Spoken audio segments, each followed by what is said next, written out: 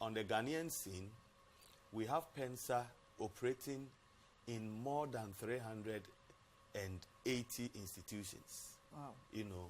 And counting. I mean, there are much more than you mean that. Outside Ghana?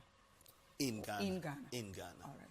We are talking about a Pensa membership of over 100,000, on our campuses. Ooh. And that is phenomenal. Exactly. That is phenomenal.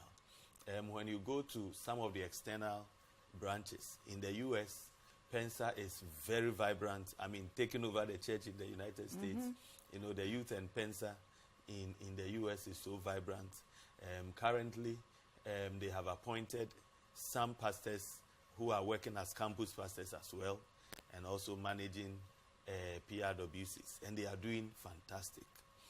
In the UK, we have one Pensa traveling secretary who has just been appointed to take care of the work on campuses.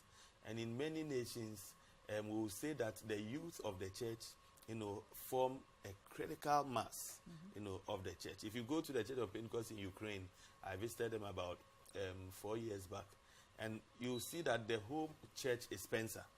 I mean, the entire church is Pensa.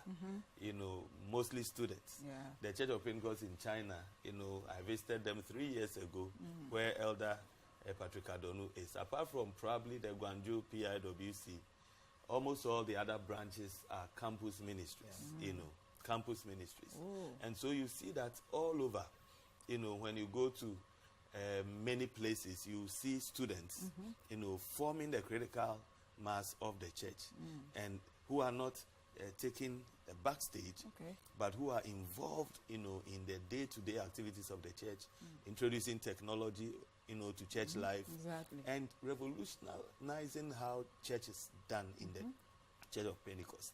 And so, currently, I would say that all over, in most of the nations, young people are at the core of the ministry of the church. Yeah.